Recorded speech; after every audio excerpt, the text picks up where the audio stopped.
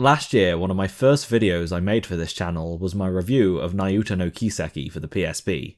A true hidden gem in Falcom's library that went by mostly forgotten, having bombed in Japan originally and never got localized.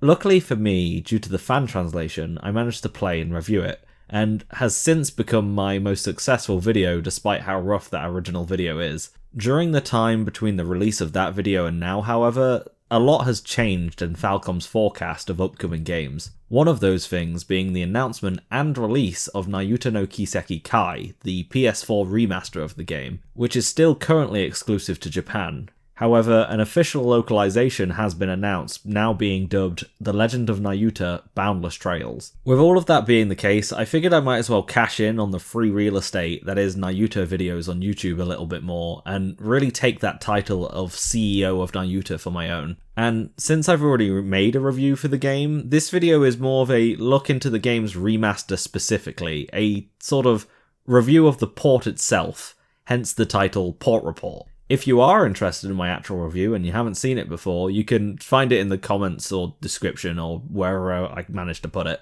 As I said before, I do think the video is a little bit rough, especially the beginning. It's very rambly, but I do think it holds up pretty decently despite that. Anyway, to move right into things, a little bit of context before we start talking about the port is, I think we should talk about Falcom's other quote-unquote Kai ports to the PS4 and their rather mixed quality. If you're not familiar with the Kai ports, I wouldn't be surprised, as the Kai part of the titles have been dropped from the English release of said games. The Kai ports that exist other than Nayuta consist of the PS4 ports of Trails of Cold Steel 1 and 2, Ys Memories of Celceta, and finally Trails from Zero and Trails to Azure. Something to bear in mind is that Ys 8 and Tokyo Xanadu's PS4 ports are not Kai releases. They were worked on much larger teams and were treated like more major releases with a bunch of new content, while the Kai ports are all fairly low budget straight ports, worked on by what I assume is a very small skeleton crew, even by Falcom standards.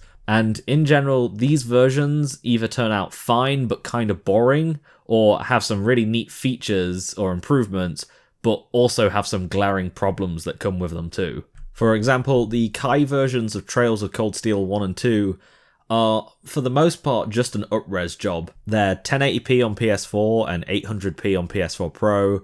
They both run at 60 frames per second and have a turbo mode implemented. The only real addition, I guess, to the games is that the menus are now reworked for 1080p, and also some of the face textures, specifically the eyes of most of the characters, have got a higher resolution texture. They're solid ports for the most part, however they do still have a few frame rate drops in the same places the originals did, like the school festival. And there's also a few parts that feels like they got overlooked or just forgotten. For example, while everybody has up-resed face textures, Gaius for some reason doesn't. And also the menus in the finer Panzer Soldat fights are using what looks like their Vita versions. None of it is really that much of a problem, however, it does kind of give some insight to how much these ports were probably rushed. Ys Memories of Celceta, on the other hand, is a bit different. The game now sports some nicer, uncompressed, upscaled textures that are applied all across the board. It's a very subtle difference, but if you look at this close-up of Kana and her headband here, you can see some very obvious colour banding on her textures, which completely eliminated in the PS4 version. This version also has much more faithful lighting to the original compared to what you can get on the PC. Celceta's problems unfortunately lie with its technical side, however. Be it due to a lack of either anti-aliasing, mip mapping, texture filtering, or a mixture of the three, there's a lot of surfaces in Celceta Kai that kinda have this shimmer to them when viewed at certain angles, which is actually something that happens quite a bit due to how the camera is positioned. This is something that could probably be made less noticeable by increasing the game's resolution. However, the PS4 Pro Enhanced sticker on the back of the box is kind of a lie.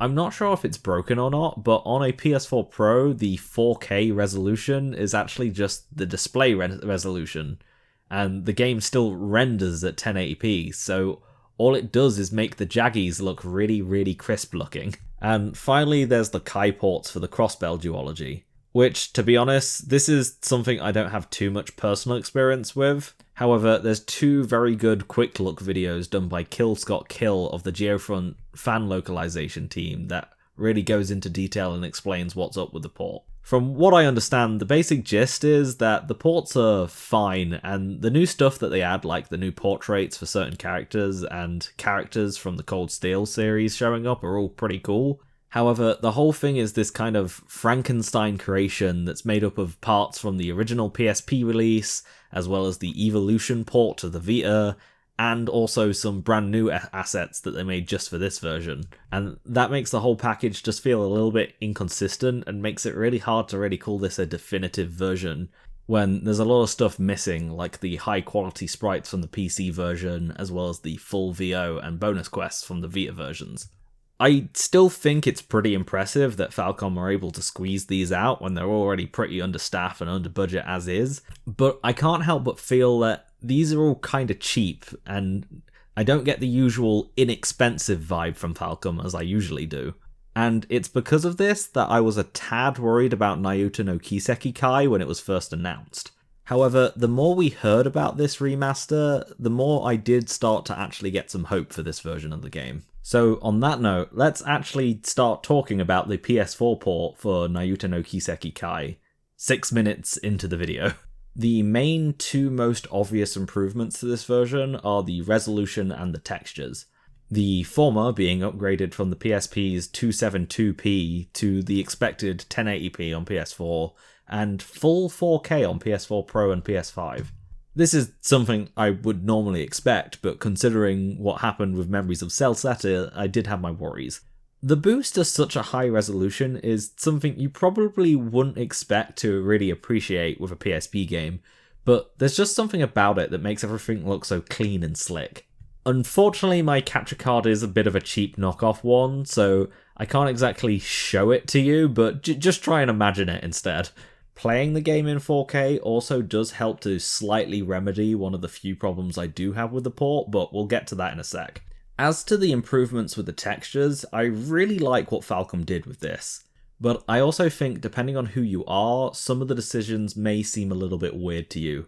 As much as I liked the improvements to the textures in Memories of Celceta, it does feel like whatever upscaling method that they used was more used to just reduce the amount of pixelation on the textures more than to actually improve the resolution of them themselves. It was appreciated, but it was definitely a very subtle difference. However, the texture improvements in Nayuta no Kiseki see a much more obvious difference for the most part. Stuff like the textures for character models have seen a very similar method to how Memories of Celceta handled all of its textures.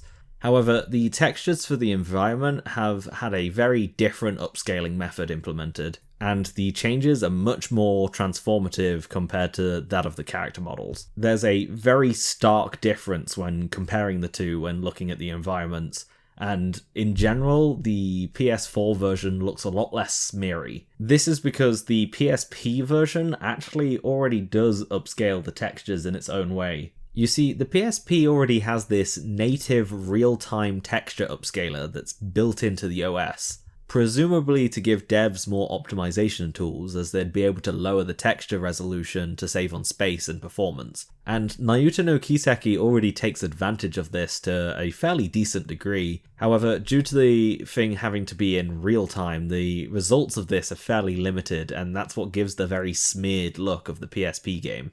All of the textures in the PS4 version, however, have been upscaled beforehand by a much smarter bit of software. There is still a little bit of smearing and some artifacts, as there'll always be with this sort of thing. However, it's still a much better solution, and the PS4 version has this sort of sketch look to all of the textures due to how it was done, which I think works really well in tandem with the fact that the game uses layered PNGs for its skyboxes and background elements. Since these are just drawings that were kind of just implemented in, it works really well with that sketched look. This does make the character textures kind of clash with the world textures.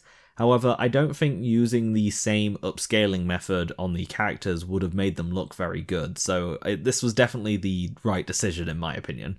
A downside to all of these improvements, however, is that due to the textures being much higher res, it means that they're also much more likely to shimmer in the distance and at weird angles, just like the ones in Celceta do on PS4. I think the two games both probably run on the same engine since they were released so close to each other, and because they were both PSP games, I don't think the game's engine necessarily has anything natively implemented to try and resolve this, since it would probably be the least of your problems on a PSP screen. Luckily, playing the game in 4K does reduce this sort of shimmer that appears. However, it doesn't really cover it up or get rid of it, it just makes it less intense. Luckily, depending on who handles the PC port when it comes over here, it will probably have an option to improve on this, meaning this one minor gripe is not even going to be a problem in the future. Finally, one thing I didn't notice until going back to the PSP version to grab some more footage was that the audio in this version is no longer compressed to all hell, which is definitely a nice improvement.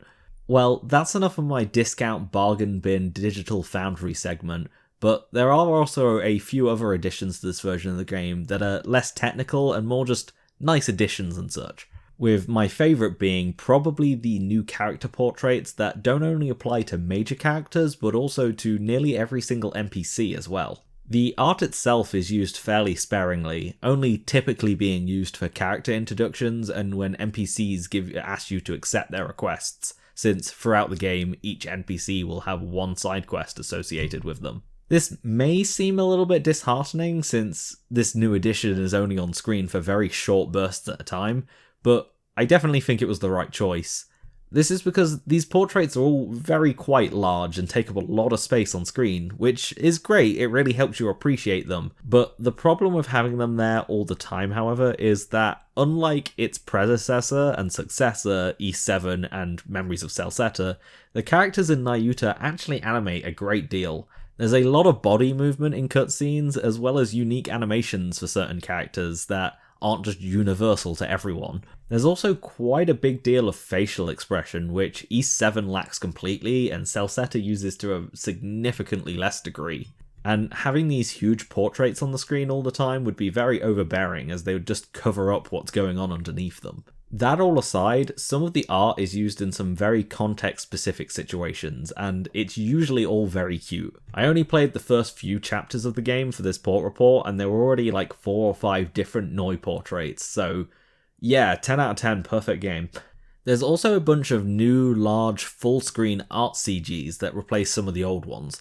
These might be a bit hit and miss with you, depending on if you liked the old or the new ones, but I see it as much more of a sidestep, if anything. The new art probably only exists because these low-res PSP versions probably don't have a high-resolution version that exists anymore, since I do know for a fact some of them are still in the game. I would show them, however they are a bit more spoilery than others, so I won't.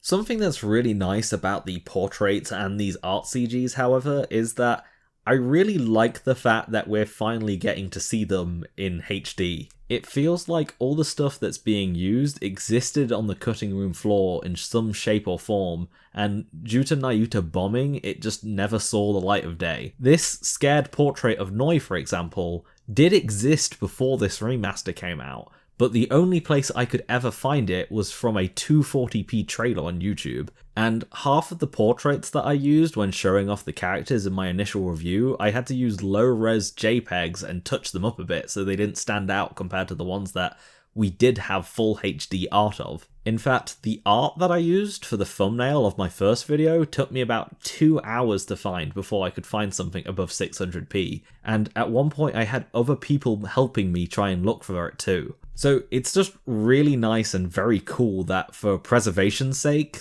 all of this artwork is having another chance to actually make it out there and be seen by people, as well as actually being integrated into the game and not just left forgotten in an art book or some sort of trailer.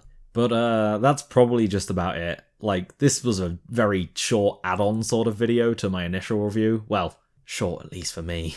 Nayuta no Kiseki is definitely the best of Falcom's Kai ports. If they make any others from this point onwards, I really hope they're as good as this port at least. It definitely feels like it fits into Falcom's aesthetic of being inexpensive over being cheap like the others, and it's greatly appreciated, at least by me. If you, for some reason, didn't click off earlier and you are more interested in a review of the actual game, I'll have it up on screen right now. If you've already watched that, maybe check out one of my other vids.